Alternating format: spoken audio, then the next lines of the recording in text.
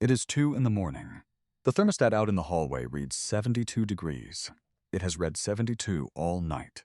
But in the room at the end of the hall, the bedroom over the garage, the office that bakes every afternoon, the kids' room everyone in the family quietly avoids in July, the air sits thick and unmoving at 84. A box fan stirs it around without cooling it. The little window unit hums in the corner and barely takes the edge off. Here is what almost nobody tells you. There is nothing wrong with that room. Nothing wrong with the vents.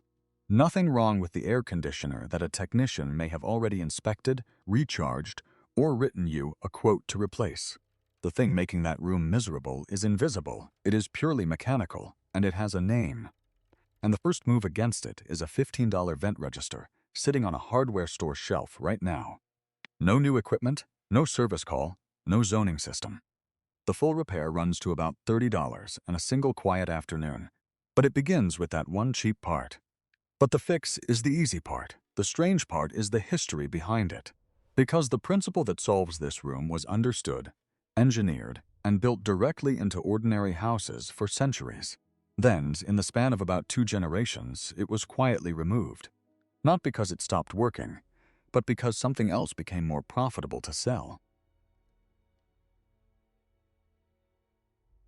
The man who tuned the air to understand what was lost start in London in the cold early months of 1844. A Scottish physician named David Boswell Reed is standing inside a chamber of the Houses of Parliament, adjusting his own invention by hand. Reed was not an architect and not really an engineer by training. He was a chemist and a doctor. Historians of building science now call him, only half-jokingly, the grandfather of air conditioning.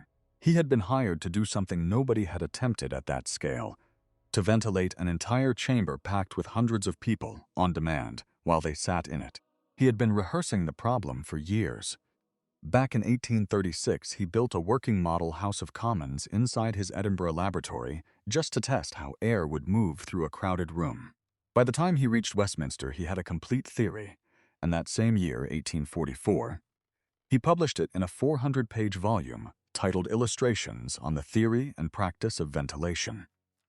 Reed's central insight is the one this entire video rests on. Air that you push into a room is worthless unless you also give it away back out. Supply and extraction are not two separate features of a building. They are two halves of one circuit. Break either half, and the air simply stops moving. So Reed designed both at once. Fresh air drawn in through one set of channels, stale air, what the Victorians called vitiated air, pulled out through another, the whole chamber breathing in and out like a lung. He took it to a degree that sounds almost obsessive today. During debates, he personally manned the controls, varying the speed of the air, not only with the temperature, but with the number of bodies in the room. By his own record, he adjusted the system somewhere between 50 and 100 times in a single sitting of Parliament. His permanent system ran for only about 2 years before it was ripped out and replaced. One of the few people on Earth who truly understood how to move air through a building watched his masterwork get scrapped. Keep that pattern in mind. The better understood method losing out to the better financed one. It is going to happen again, much closer to home.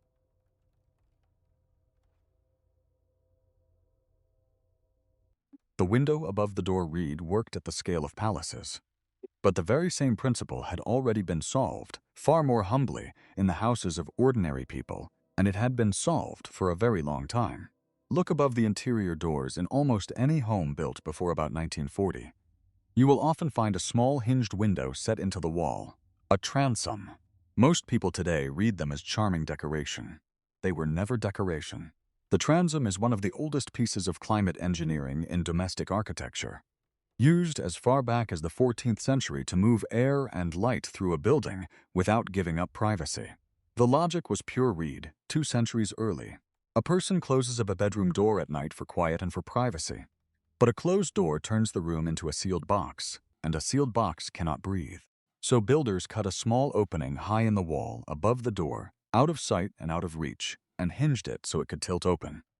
Warm air gathering at the ceiling slipped out into the hall. Cooler air drifted in to take its place. The door stayed shut and latched. The room kept breathing all night long. For centuries, the return path was simply part of the house. Nobody hired a contractor to add it. Nobody thought of it as a feature. It was as ordinary and as unremarkable as a doorknob. Then, in the middle of the 20th century, forced air heating and central air conditioning arrived, and the house quietly changed shape around them. The new systems did something genuinely impressive. They pushed conditioned air through sheet metal ducts into every room at once. And precisely because they pushed air so well, the transom started to look pointless. Why cut a window above a door when a vent in the floor does the same job? Builders racing to throw up entire subdivisions at the lowest possible cost stopped installing transoms. They poured the wall solid. They hung tight hollow core doors with barely a finger's gap underneath. And they ran the cheapest duct layout that would pass inspection. A supply vent in every bedroom and a single large return grille out in the hallway to serve the whole floor. On the day the house is finished, with every interior door propped wide open, it works just fine.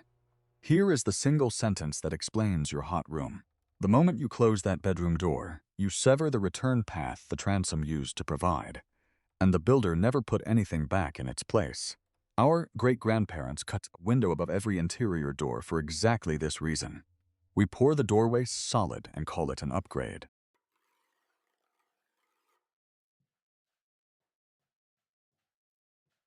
What is actually happening?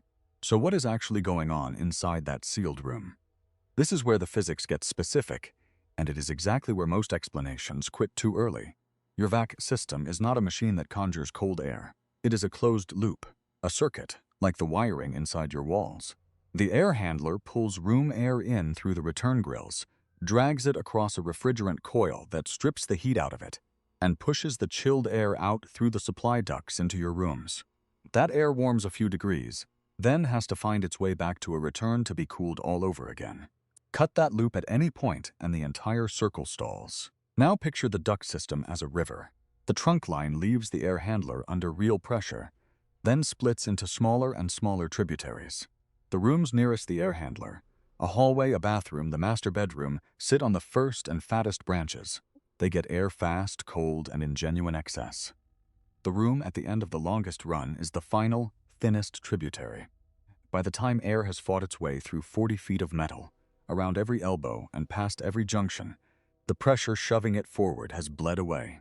And if that duct runs through an attic that hits 130 degrees in July, the so-called cold air is already lukewarm before it ever drops into the room. That is the first problem. The near rooms are drinking the entire supply, and the far room is left with the dregs. It is not a defect in your particular house. It is fluid dynamics doing precisely what fluid dynamics always does. Pressure falls off over distance. The second problem is the sealed door, and it is the one almost everybody misses. The supply vent keeps faithfully pumping air into the closed bedroom. But with the return path gone, that air has nowhere to escape to. The room slowly pressurizes, gently, silently, like a balloon on a slow fill. And pressurized air pushes back against the very vent that is trying to feed it. Building science programs measure this directly. A closed bedroom can climb several pascals of pressure above the rest of the house, and the energy codes written to prevent the problem cap the allowable difference at roughly 3 pascals, about 1/100th of an inch of water column. Past that line, fresh supply air is being actively turned away at the register, while a person lies in bed, wondering why the vent feels so weak. There is a way to see all of this with your own eyes, tonight for nothing. Go to the hot room. Close the door the way it is closed when you sleep. Turn the system on. Hold a single square of tissue paper near the gap at the bottom of the door.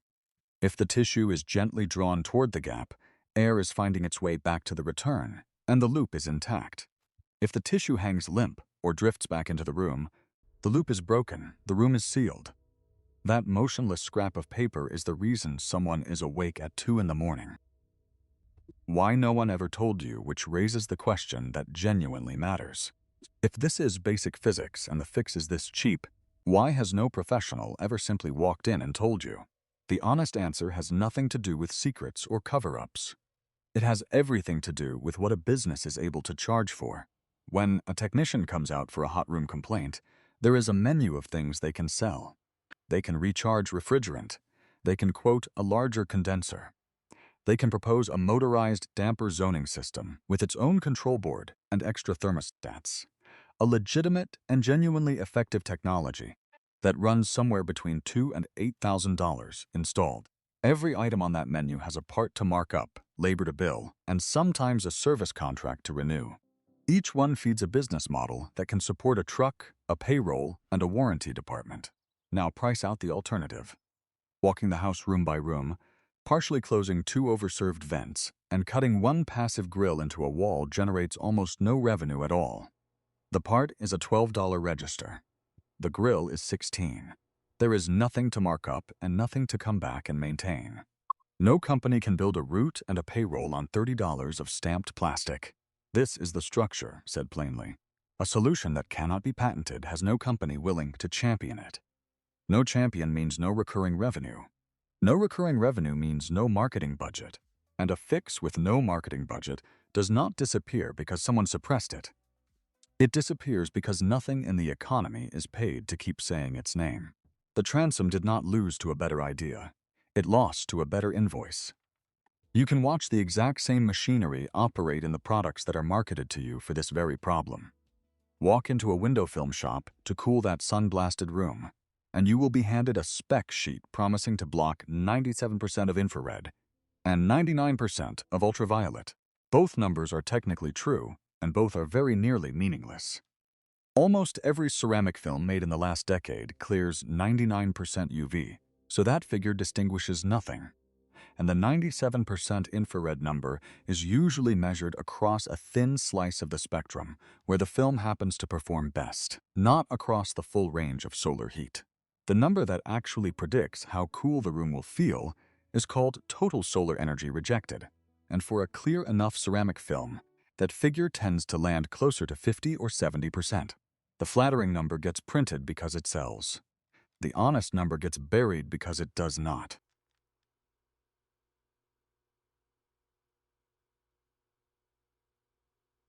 Restoring the circuit. So here is what restoring the loop actually looks like. None of it requires a license, and most of it requires no more than a screwdriver and an afternoon. First, find the overserved rooms. These are the spaces that already feel comfortable, or even faintly too cold, usually the ones closest to the air handler. Those vents are drinking far more than their share. Second, throttle them, and only partially. Many registers already have a small lever or dial on the side that closes a built-in damper. Slide it toward halfway. If a vent has no damper at all, an adjustable replacement register costs $8 to $15 and drops straight into the existing hole in a couple of minutes. Restricting those near vents raises the static pressure inside the trunk line just enough to shove more air down the long run toward the room that has been starving for it. Now, the warning that almost every other video skips because skipping it can genuinely wreck your equipment. Restricting a couple of vents is exactly what you want. Closing too many is dangerous. A typical residential blower is rated to work against only about half an inch of water column of static pressure. Choke off too much of the system, and that pressure climbs well past the safe range, and two ugly things happen. An older PSC blower motor bogs down. It actually moves less and less air, draws more current as it strains, and slowly cooks itself and its capacitor. A newer variable speed ECM motor does the opposite. It ramps up, drawing more and more electricity to force air through the wall you just built, until it too fails years early, and starve the airflow far enough and the refrigerant coil, already sitting below freezing, no longer has enough warm room air passing over it. The moisture in the air freezes solid onto the metal fins. The coil becomes a block of ice, cooling stops completely, and when it finally thaws, the meltwater floods the drain pan. So the rule is simple and worth committing to memory. Never close a single vent more than about halfway. Never throttle more than 2 or 3 vents in a house with a dozen registers. 2 or 3, never 6. The goal is to nudge the balance of the system, not to strangle it. Third, and this is the step that almost nobody takes, give the sealed rooms their breath back. This is the second half of that $30 fix, and it is the half that actually cures the closed-door room. It is the Transom, rebuilt for the modern wall.